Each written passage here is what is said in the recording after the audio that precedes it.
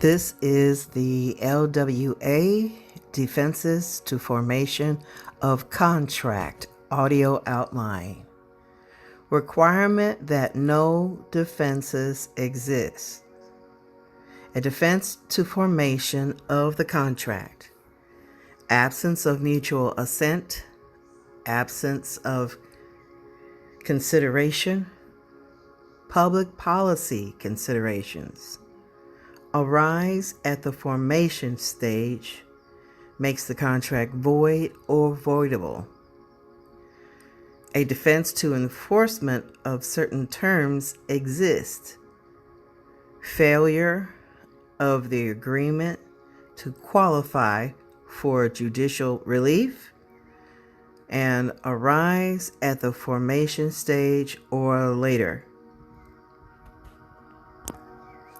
Defenses to formation include mistake, misrepresentation, ambiguity or misunderstanding, illegality, lack of capacity, undue influence, duress, or against public policy.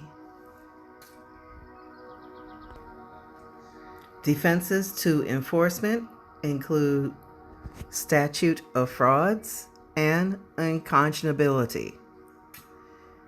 Mistake, unilateral or mutual mistake.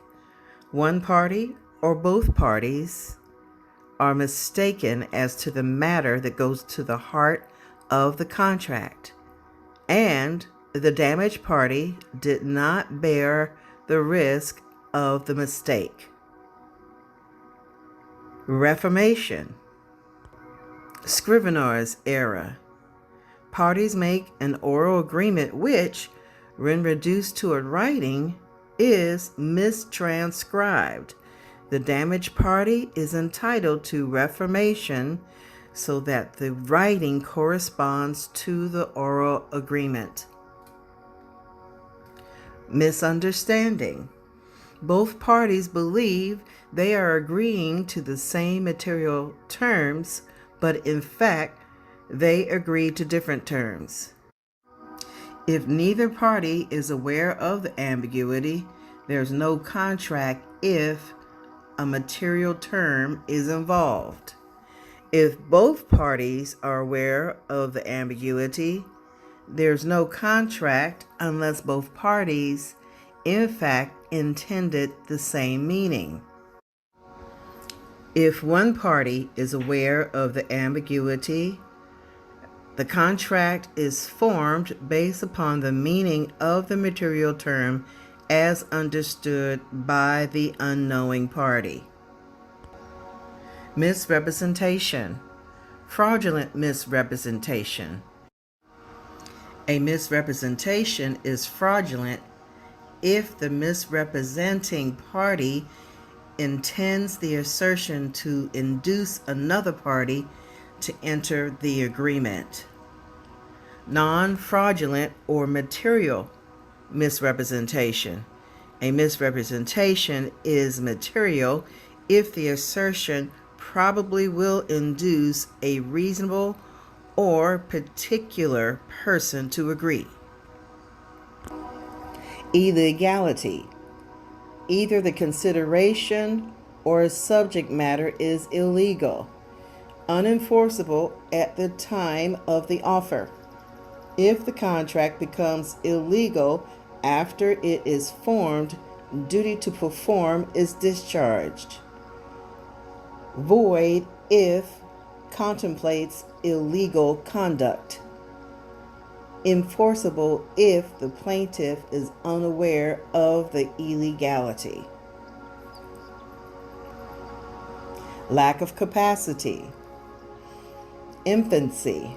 Contract made by a minor under the age of 18 in most states. Married persons under the age of 18 are considered adults. Voidable by infant but not by the adult. Mental incapacity. A person lacks mental capacity. Intoxication. A person is so intoxicated that he does not understand the nature and significance of his promise, voidable if the other party knew of the intoxication. Duress, improper threat that deprives the party of meaningful choice. Effect on the contract. The contract is void through physical compulsion. The contract is voidable in other instances. Economic duress generally is not a defense. Undue influence. Unfair persuasion. One party justifiably assumes the other party is acting in his welfare or dominant dependent relationship. Persuasion of one party seriously impairs the free and competent judgment of the other party. Third party undue influence.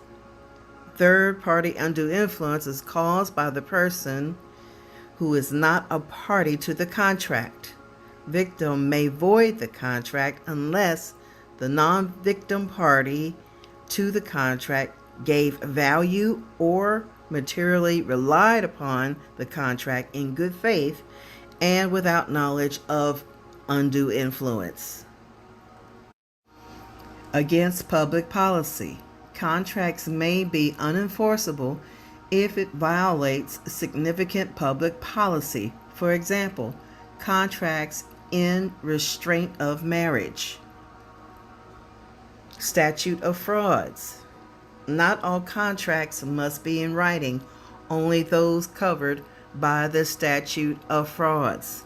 The statute of frauds is designed to prevent certain types of frauds. Statute of frauds analysis. A statute of frauds analysis is a three-part test. 1. Does the statute of frauds apply to this transaction? 2. If so, has the statute of frauds been satisfied? And 3. If not, is there an exception to the statute of frauds? Does the statute of frauds apply?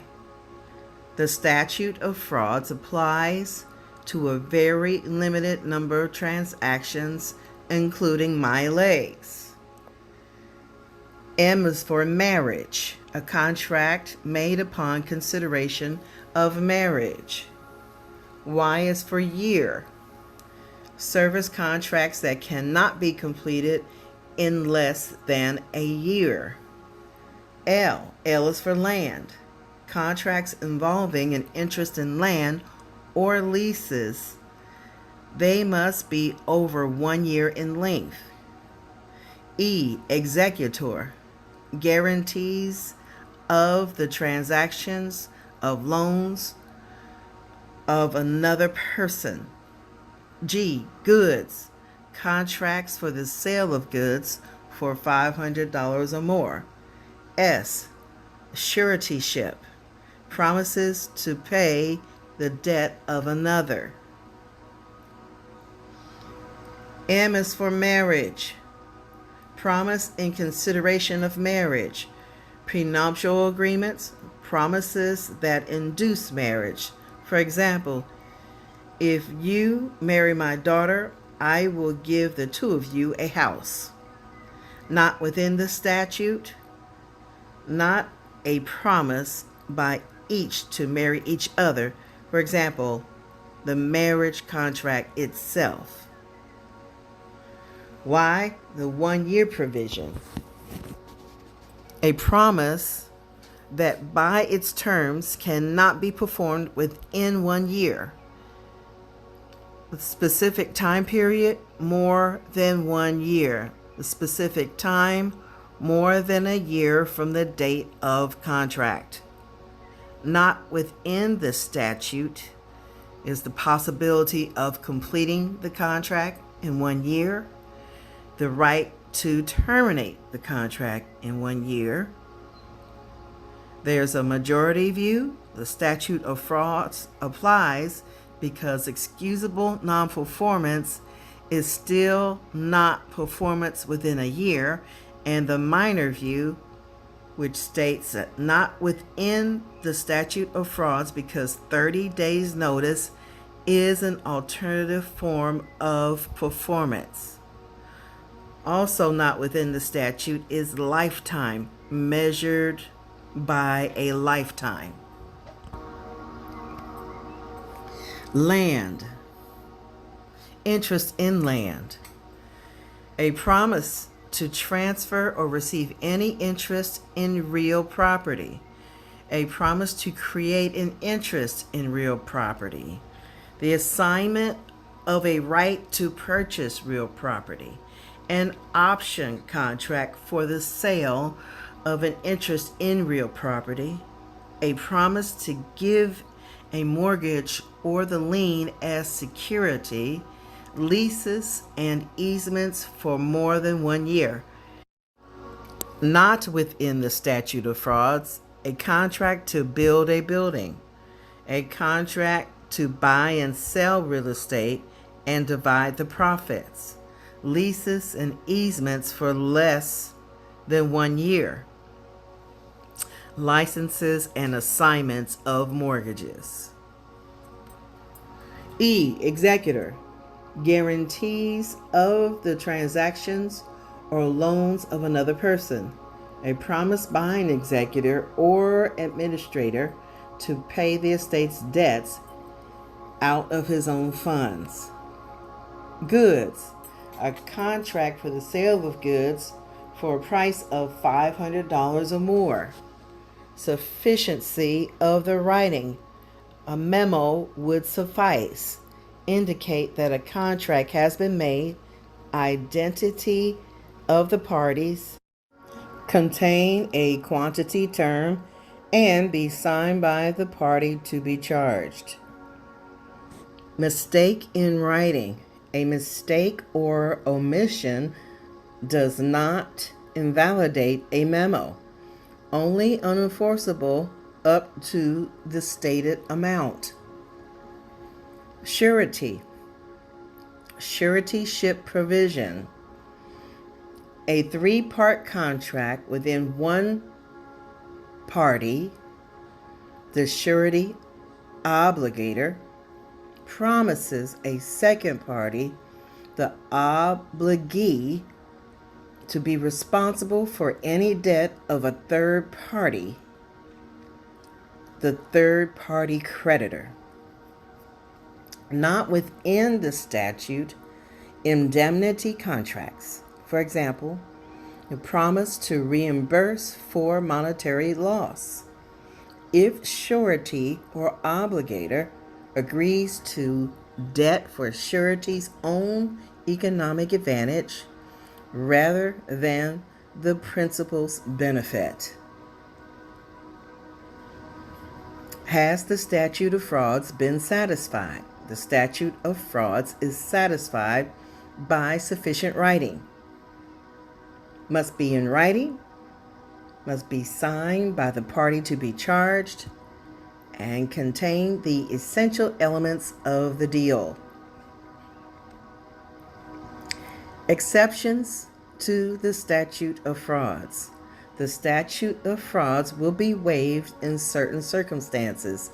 These include full or partial performance by both parties, real estate contracts, part performance, payment of all or part of the purchase price, possession by the purchaser or substantial improvement of the property by the purchaser. Most jurisdictions require at least 2 of the requirements. Goods. The exceptions for goods include specially manufactured goods that the manufacturer has started to make, part payment, receipt and acceptance, judicial admission, a merchant's confirmatory memorandum under UCC 2-201 for the sale of goods between merchants. Contract modification. Modification. Under common law, modifications must be supported by new consideration.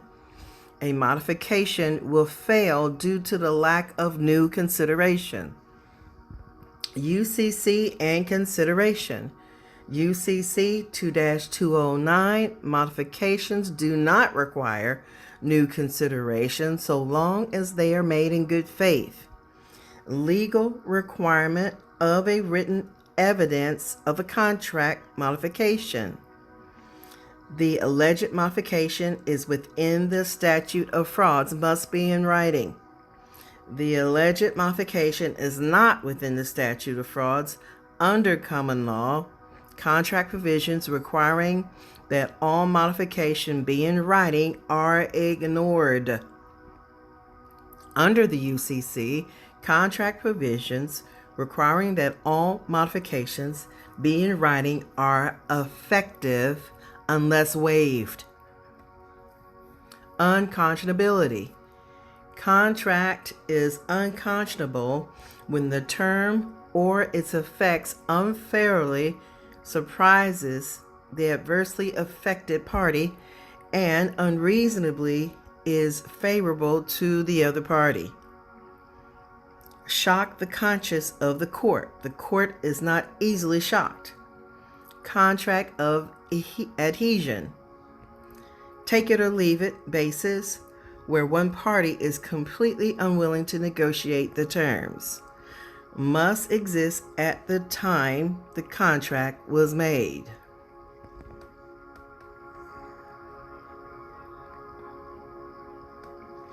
This ends the LWA Defenses to Contract Formation audio outline.